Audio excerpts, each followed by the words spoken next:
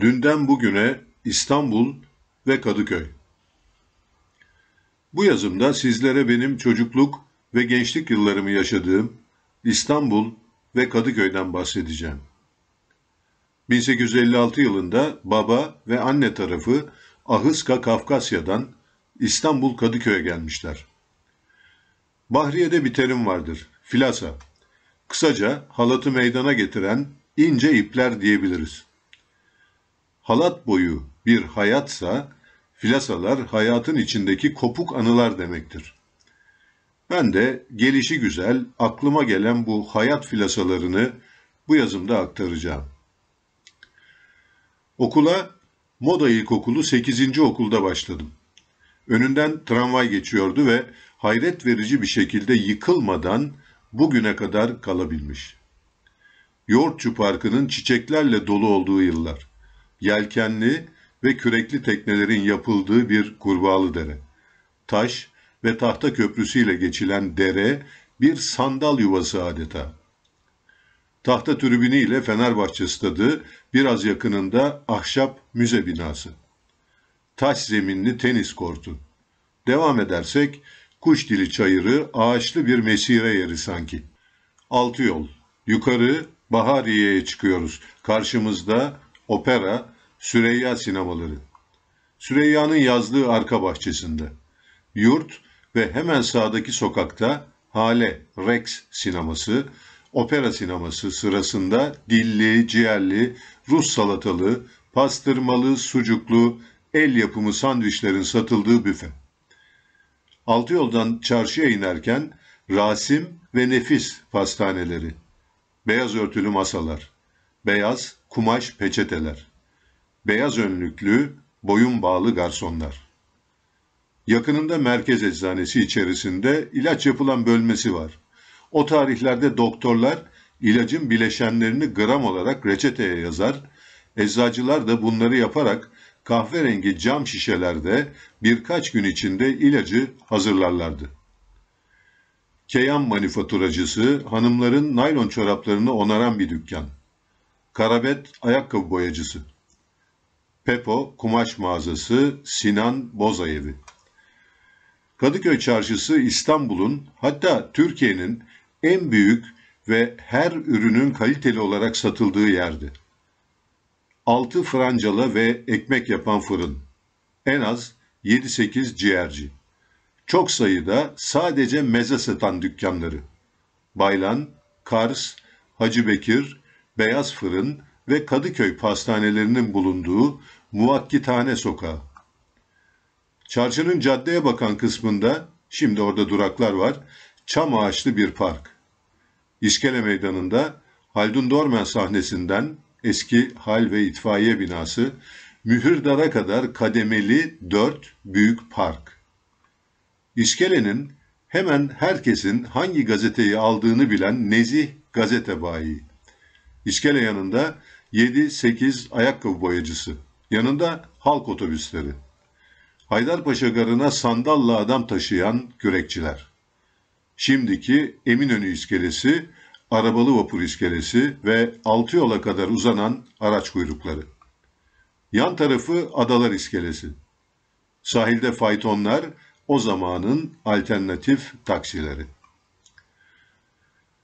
Kadıköy'ün Suadiye Bostancı bölgesi İstanbul'un yazlığı. Aynı şekilde Moda, 1955 yılında Moda İlkokulu'nun karşısında ilk defa tost ve sosisli sandviç büfesi açıldı. Tost makineleri ithal, çok nadir ve her yerde yok. Amerika Birleşik Devletleri kültür emperyalizmi ülkeye daha yeni giriyor. O sosislinin acı, muhteşem hardalı artık yok. Unutamıyorum o tadı. Sosisin suyu ile harmanlanan, binlerce defa kullanılan, o tahta çubukla sürülen, o nefis ev yapımı hardallı sosisli sandviç. Pastanelerde favori tatlılardan örnekler. Piramit pasta, spangle, krem şokala, sütlü kakao eşliğinde. 2 vagonlu tramvay, birinci mevki ve ikinci mevki deri koltuk, tahta koltuk farkıyla tabii fiyat da öyle.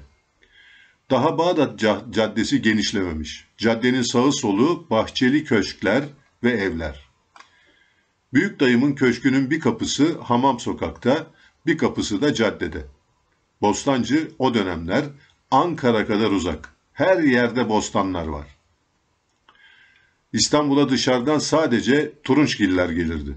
Her şey mevsimine göre burada yetişirdi. O meşhur Salı Pazarı Mahmut Dede Türbesi önündeki caddede kurulurdu.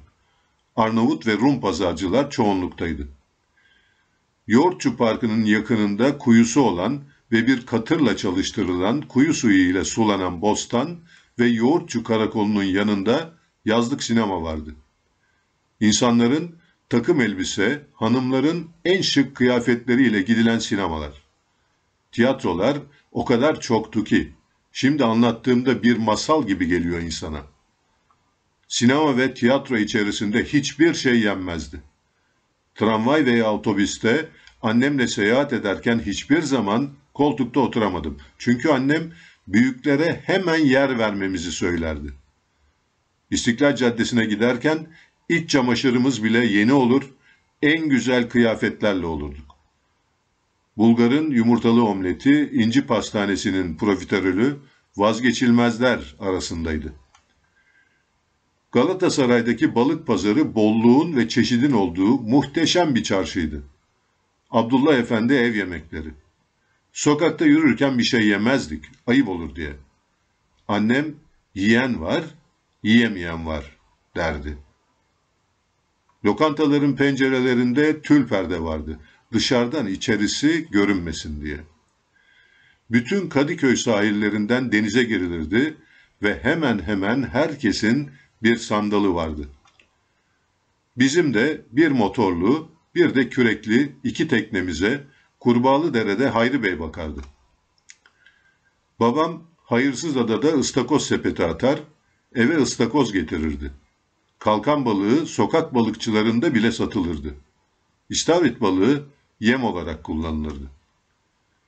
Kırlangıç, karagöz, mercan, torik, kılıç balığı, orkinoz, balıkçı tezgahlarının olmazsa olmazlarıydı.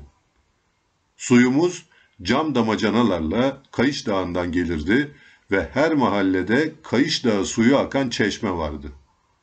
Küçük Su, Salacak, Moda, Kalamış, Fenerbahçe, Bostancı, Küçükyalı, Suadiye, İdealtepe, Süreyya Paşa, Nizam, aklımda kalan plajlardı. Annem hafta sonu piknik malzemelerini hazırlar, motor veya kürekle Kurbağalıdere'den Fenerbahçe'ye gidilir, ağaç altında yerleşilir ve eski hamamın olduğu yerdeki mangal tezgahlarında mangal yapılırdı. Hatta babam gramofon bile getirirdi.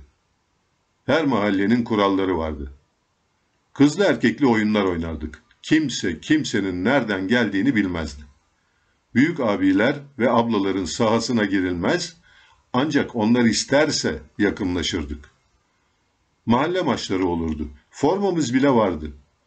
Başka mahalle çocuklarının mahallemize girmesi istenmezdi. Topluca sinemaya, tiyatroya gidilir, arada oyun tartışılırdı.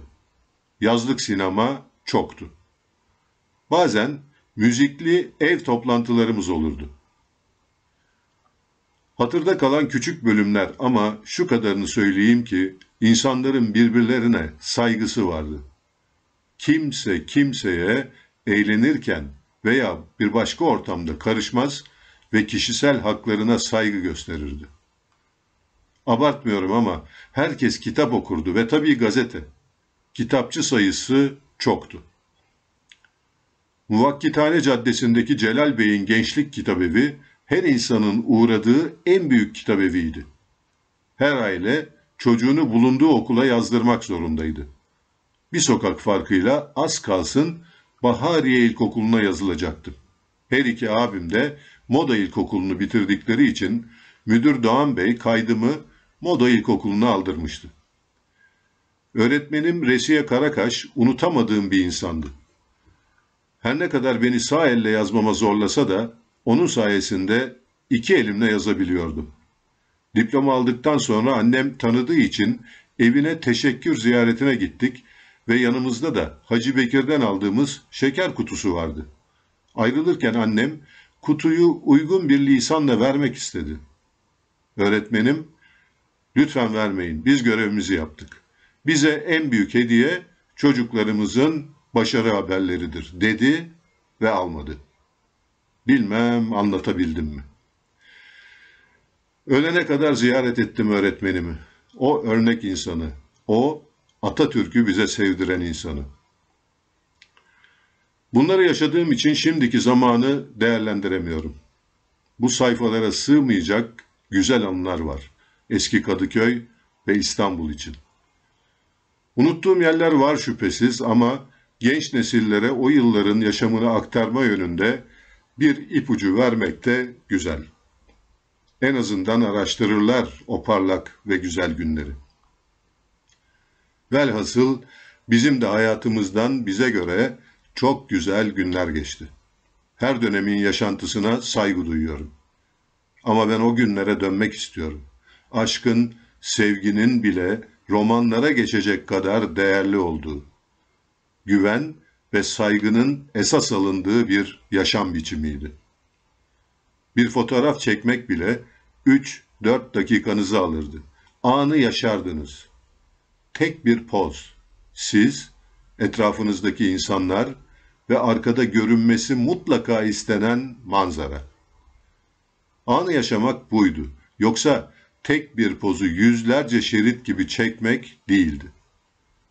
Bana göre bir başkaydı 50'li, 60'lı yıllar. Çok güzeldi. İnsanlarıyla, evleriyle ve doğasıyla. Kalın sağlıcakla. Özhan Bakkalbaşıoğlu.